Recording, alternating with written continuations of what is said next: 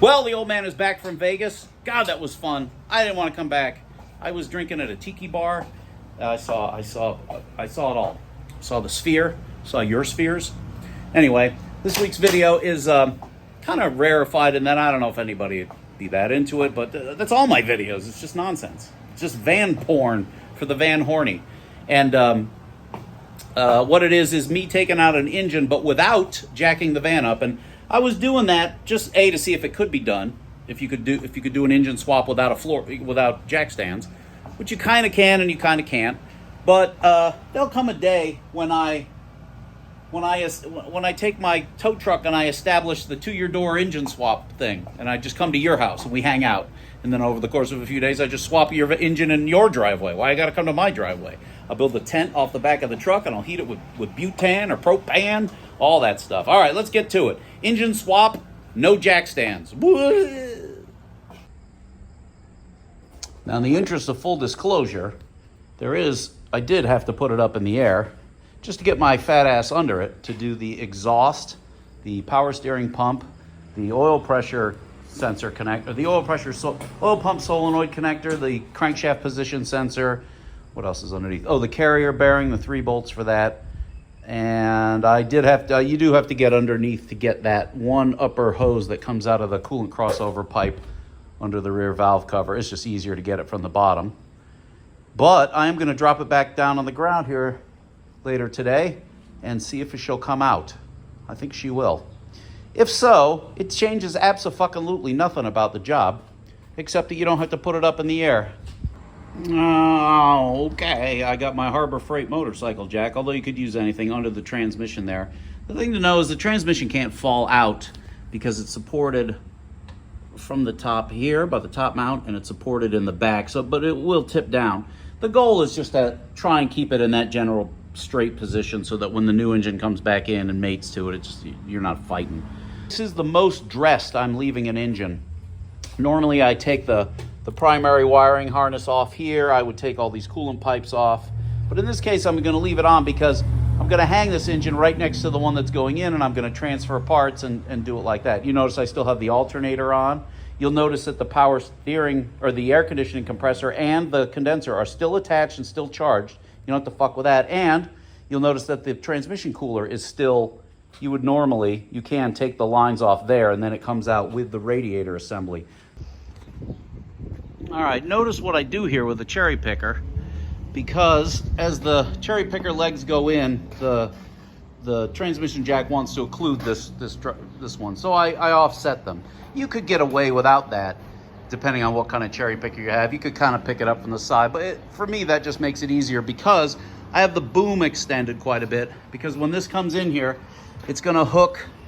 One side of the chain goes here, the other side goes on this, which holds the, what does this one do? This is the triangle bracket goes in here. It's plenty strong.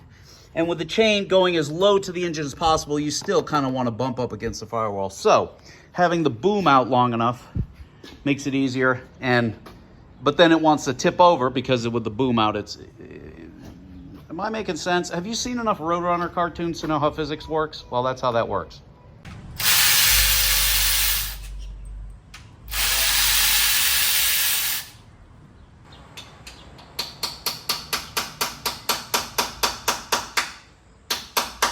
Why this thing has decided to fight me, but it has. The engine and transmission are separated by this little aluminum plate. I could show you one, but I don't know. They're just biting into each other, and it's not releasing.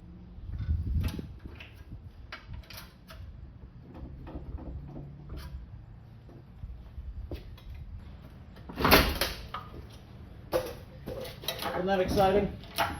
I was excited. Okay, now. For those of you keeping score at home, it's KIP 1 Van 0.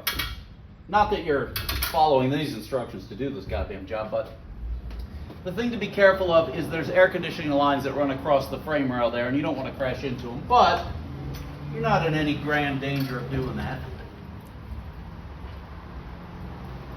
And what you can do is this technique to use my fat ass to its fullest potential.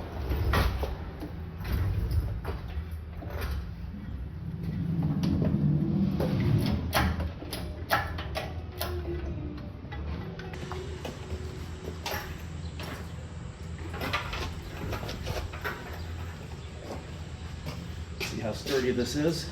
Pretty sturdy. As you look into the compartment, I imagine you'll want to see this. I know how you want to see everything. If you were to look into the compartment here, you'll see that the locating dowels are still on the transmission side. Now, when an engine comes apart, sometimes one will be in the engine, one will be in the transmission.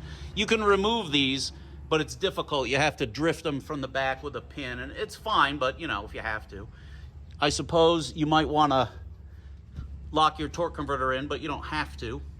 You can see the rear axle is still in, the exhaust is all still on, and that's the power steering pump, which just lays there for the moment and sits. And then you can see here on the frame rail / firewall, or what would be the firewall, there's not much happening, just the 3 bolts for the upper mount, and that's about it. When this engine goes back in, one of the things that the reason I did this, A, to see if I could do it without, because you notice, van's still on the ground, man.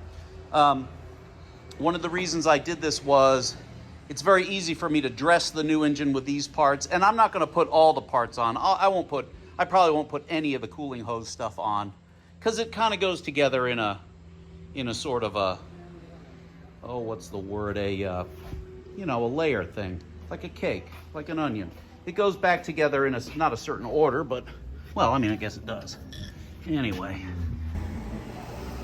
All right, you stinky hippies. Well, that's what that was. That was your friend Kip, your fat Uncle Kip, swapping with the thing in the engine. Is there anything else I need to show you that might be educational?